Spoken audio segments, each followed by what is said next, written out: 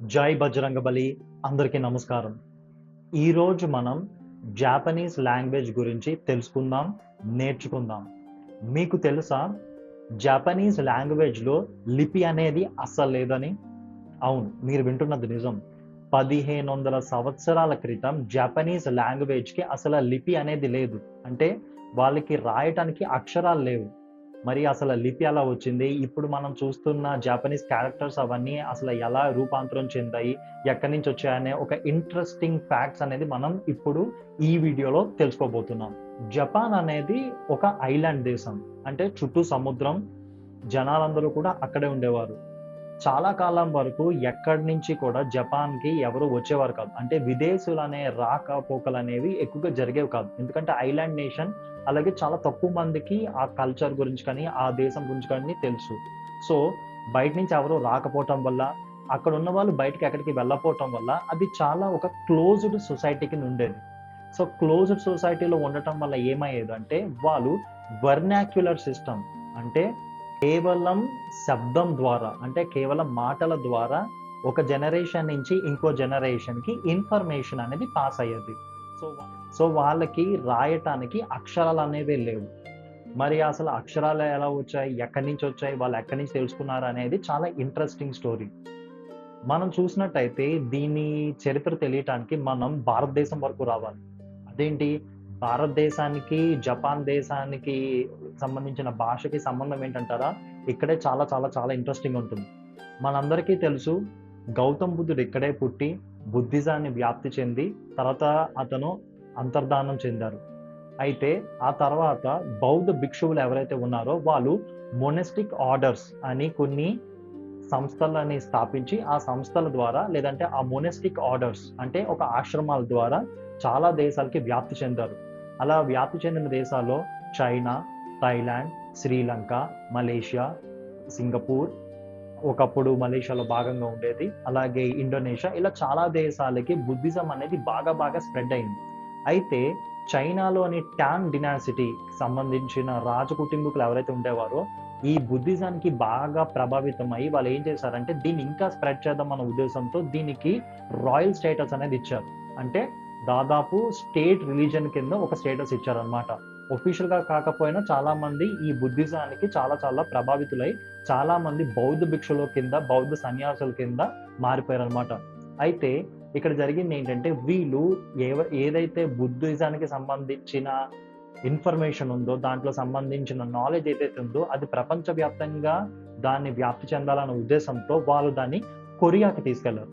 ఒకప్పుడు కొరియా చైనాలో ఒక భాగంగా కిందే ఉండేది. కాకపోతే వాళ్ళకంటూ కొంచెం ఒక డిఫరెంట్ కల్చర్ అనేది ఉండేదనమాట. సో, కొరియాలో కూడా చాలా మంది దానికి ప్రభావితం అయ్యి ఆల్మోస్ట్ కంట్రీ అంతా కూడా బుద్ధిజానికి మారిపోయారు. ఇప్పటికి మనం చూస్తే కొరియాలో చాలా మంది దాదాపు 70% నుంచి 80% మంది వరకు బుద్ధిజాన్నే ఫాలో అవుతారు. సో, అంత ప్రభావితం అయింది. కొరియాకి ఇక్కడ ఉన్న ఇంట్రెస్టింగ్ థింగ్ ఏంటంటే, చాలా కాలం క్రితం నుంచి అంటే ప్రపంచానికి జపాన్ గురించి తెలియన టైమ్స్ నుంచి కూడా కొరియాకి మాత్రం జపాన్ గురించి ఎంతో కొంత ఇన్ఫర్మేషన్ ఉండేది. ఎందుకంటే మనం చూసినట్టయితే మ్యాప్‌లో కూడా జపాన్, కొరియా చాలా దగ్గరగా ఉండేవి. సో, ఈ దగ్గరుండటం, ఈ ప్రాక్సిమిటీ వల్ల ఏమయ్యేదంటే కొరియన్ కల్చర్‌కి, జపనీస్ కల్చర్‌కి ఒక ఇంటరాక్షన్ ఉండేది.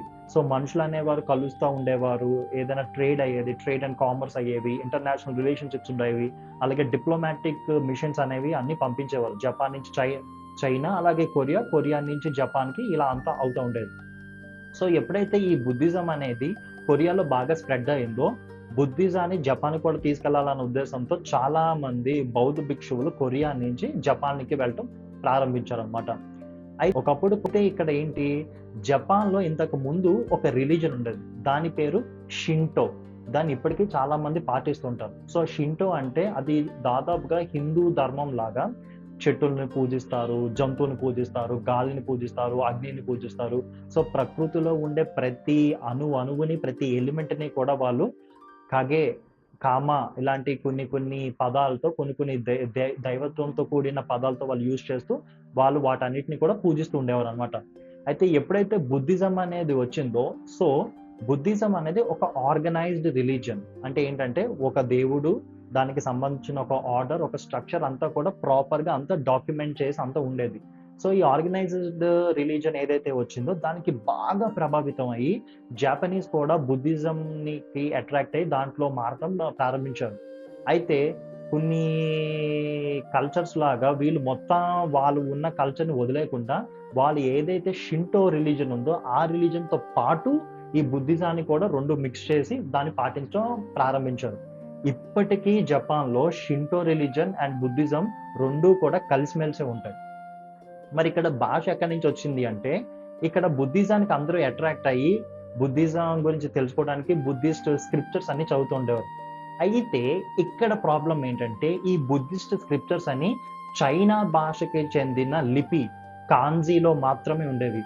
సో నార్మల్ జాపనీస్ పీపుల్ అంటే సాదా సీదా కామనర్స్ ఎవరైతే ఉంటారో వాళ్ళకి అసలు తెలియదు దీన్ని ఎలా చదవాలి, లేదంటే దీన్ని ఎలా అర్థం చేసుకోవాలి. ఎవరైనా చెప్తే కానీ వాళ్ళు అర్థం చేసుకోలేని పరిస్థితులు ఉండేవారు. సో ఇలాగా రాజులు, అలాగే పెద్ద పెద్ద సమురాయిలు, పెద్ద పెద్ద యోధులు, పెద్ద పెద్ద ఎలైట్ క్లాస్ ఎవరైతే ఉంటారో వాళ్ళందరూ కూడా అట్రాక్ట్ అయ్యి ఈ స్క్రిప్చర్స్ అన్ని కూడా చదవటం ఇవన్నీ మొదలెట్టారు. ఇందాక చెప్పినట్టు ఈ స్క్రిప్చర్ చదవాలంటే మనకి చైనా భాషకి సంబంధించిన లిపి కాంజీ నుంచి మాత్రమే వీళ్ళు అర్థం చేసుకోవటానికి వీలు పడేది. కాకపోతే ఇక్కడ ఇంకో ప్రాబ్లం ఉంది. కాంజీ అనేది చాలా డిఫికల్ట్ లాంగ్వేజ్. కాంజీ లెటర్స్ ఏవైతే ఉన్నాయో చాలా చాలా డిఫికల్ట్. ఒక చెట్టుని కూడా ఒక పిక్టోరియల్ రిప్రజెంటేషన్ లో వాళ్ళు చూపిస్తారనమాట. అలాగే ఒక ఫారెస్ట్ ఉంది, ఫారెస్ట్ ని ఒక డిఫరెంట్ చెట్టులన్నీ కలిస్తే ఎలా ఉంటాయో అలా రిప్రజెంట్ చేస్తారు. సో ఇలాగా ఒక ఫైర్ అయినా, లేదంటే ఒక వాటర్ అయినా, లేదంటే ఒక మౌంటైన్ యామా, సో ఇవన్నీ కూడా వాళ్ళు చూపించాలంటే ఒక పిక్టోరియల్ రిప్రజెంటేషన్ లో చేసేవారు. అలాగే దాదాపు 30,000 నుంచి 50,000 డిఫరెంట్ లెటర్స్ అనేది వాళ్ళు గుర్తు పెట్టుకోవాల్సి వచ్చింది. సో ఇది చాలా కష్టం. అలాగే చాలా పర్ముటేషన్స్ అండ్ కాంబినేషన్స్ మిక్స్ చేసి అన్ని చేయటం వల్ల చాలా చాలా డిఫికల్ట్ గా ఉండేది. ఇప్పటికీ చైనీస్ లాంగ్వేజ్ అనేది రాయటం చాలా చాలా డిఫికల్ట్. ఎందుకంటే వాటిలో 6 డిఫరెంట్ టెన్సెస్ ఉంటాయి, జెండర్స్ వేరేగా ఉంటాయి. సో చాలా చాలా డిఫికల్ట్ లాంగ్వేజ్. సో దాన్ని ఎదుర్కోవటానికి జాపనీస్ ఏం చేశారంటే వాళ్ళంతట వాళ్ళ ఇన్ఫర్మేషన్ తెలుసుకోవటానికి యాక్చువల్గా వాళ్ళు వాళ్ళ ఓన్ లిపిని క్రియేట్ చేయటం మొదలు పెట్టారు. అది అక్కడి నుంచి ఏదైతే కాంజీ అనే సిస్టమ్ వచ్చిందో అక్కడి నుంచి వీళ్ళు హీరాగానా అనే సిస్టమ్కి వాళ్ళు మెల్లిగా ట్రాన్స్ఫర్ అనేది అయ్యారనమాట. సో హీరాగానా అనేది కాంజీలో ఉన్న ఎలిమెంట్స్ నే కొంచెం షార్ట్ ఫార్మ్స్ లో రిప్రజెంట్ చేయటం మొదలు పెట్టారు. అయితే ఇక్కడ ఒక ఇంట్రెస్టింగ్ థింగ్ ఉంది. అదేంటో తెలుసా? ఎవరైతే లేడీస్ ఉండేవారో లేడీస్ యాక్చువల్గా పోయెట్స్ ఉండేవారు. ఎక్కువ మంది జపాన్లో ఒకప్పుడు లేడీసే పోయెట్స్ కింద ఉండేవారు. రాయల్ పోయెట్స్ అంటే ఏంటంటే ఆస్థాన కవుల కింద ఎక్కువగా ఆడవారే ఉండేవారు. సో ఈ ఆడవారికి ఏంటంటే ఈ పదాలు అనేది రాయటానికి పోయమ్స్కి కానీ లేదంటే ఇంకేదైనా రాయటానికి కష్టంగా ఉంది కాబట్టి వాళ్ళు దీన్ని షార్ట్ ఫామ్స్లో క్రియేట్ చేసి దాన్ని మొత్తం ఒక సిస్టమ్ ఆల్ఫాబెటికల్ ఆర్డర్లో వాళ్ళు క్రియేట్ చేశారు. సో ఈ ఆల్ఫాబెటికల్ ఆర్డరే ఫస్ట్ హీరాగానా సిస్టమ్. హీరాగానా సిస్టమ్ అనేది యాక్చువల్గా ద బేసిక్ అనమాట. జపనీస్ లాంగ్వేజ్ లో లిపిలో హీరాగానా అనేది ద బేసిక్ స్ట్రక్చర్. ఓకేనా? సో దీని గురించి మనం రాబోయే ఎపిసోడ్స్ లో నేర్చుకుందాం. బట్ ఇప్పుడు కేవలం దీని యొక్క హిస్టరీ మాత్రం ఇలా ఉంటుందన్నమాట. ఓకేనా? సో హీరాగానా ఇది. హీరాగానాలోనే యాక్చువల్గా ఇప్పటికీ నేటివ్ వర్డ్స్ అనేవి వాళ్ళు యూజ్ చేస్తారు. కొనిచివా, ఒహాయో, గొజాయిమాస్. సో ఇలాంటి ఏవైతే బేసిక్ జాపనీస్ అథెంటిక్ వర్డ్స్ ఉంటాయో అవన్నీ కూడా వీళ్ళు ఈ హిరాగానాలోనే రాస్తారనమాట. అయితే ఇక్కడ ఇంకో ప్రాబ్లం వచ్చింది. ఆ ప్రాబ్లం ఏంటి?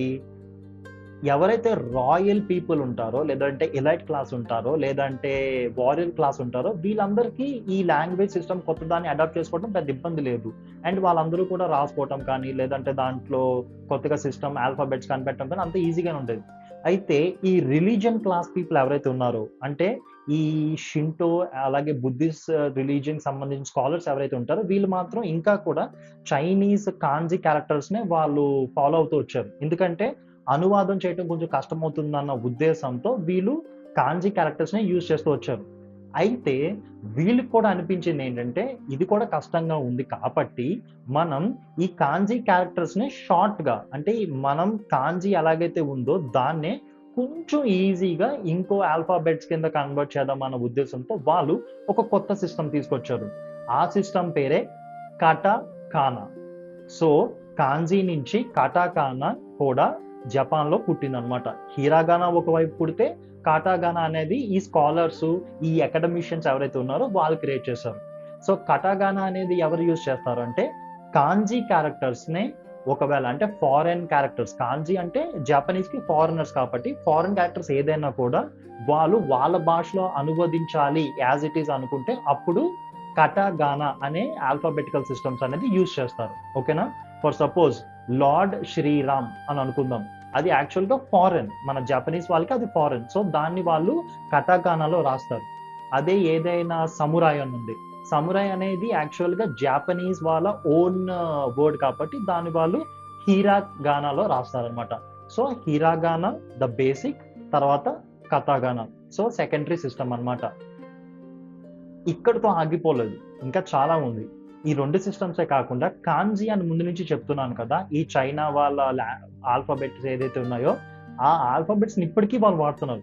సో కాంజీ క్యారెక్టర్స్ అనేవి ఇంకా యూజ్ చేస్తున్నారు. దాంతో పాటు హిరాగానా, కథాగానా అలాగే కాంజీ.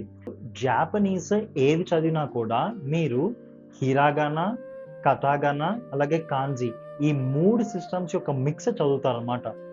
దాదాపుగా హిరాగానా ఒక 40%, కటాగానా ఒక 20%, తక్కిన ఒక 40% ఏదైతే ఉందో అది మొత్తం కాంజీ సిస్టమ్. సో ఇలా జనరల్గా జాపనీస్ లాంగ్వేజ్ అనేది ఇప్పటికీ ఈ సిస్టమ్నే వాడుతుంది అనమాట. సో జనరల్గా ఫస్ట్ ఎవరైతే బిగినర్స్ ఉంటారో జాపనీస్ నేర్చుకోవాలనుకుంటారో కొంచెం వాళ్ళకి కన్ఫ్యూజన్ ఉంటుంది. హిరాగానా అంటే ఏంటి, కటాగానా అంటే ఏంటి, కాంజీ అంటే ఏంటి. యాక్చువల్గా వీటి యొక్క మధ్య ఉన్న డిఫరెన్స్ ఏంటి అంటే ఇదన్నమాట. రాబోయే వీడియోస్లో జాపనీస్ గురించి ఇంకా విషయాలు తెలుసుకుందాం, ఇంకా ఇంట్రెస్టింగ్ విషయాలు తెలుసుకుందాం, అలాగే నేర్చుకుందాం. భాష నేర్చుకోవటం వల్ల కేవలం మనం ఇంకొక మనిషితో మాట్లాడటమే కాదు, మనకి ఆపర్చునిటీస్ కూడా చాలా పెరుగుతాయి. జపాన్ అనేది చాలా ఎదుగుతున్న దేశం, చాలా అభివృద్ధి చెందిన దేశం. అక్కడ జనాభా అనేది చాలా తక్కువ ఉంది. వాళ్ళు నమ్మే మనుషుల్లో ఇండియన్స్ కూడా ఉన్నారు. సో మనం జాపనీస్ లాంగ్వేజ్ నేర్చుకోవటం వల్ల రేపొద్దుట ఆ దేశానికి లేదంటే ఆ సంస్కృతికి మన సంస్కృతి మధ్య ఒక వారధి కింద తయారవగలుగుతాం. సో మనందరం కూడా మొత్తం ప్రపంచంలో ఉన్న అన్ని సంస్కృతుల్ని కలిపే వాళ్ళం అవ్వాలని కోరుకుంటూ అందరికీ జై బజరంగబలి.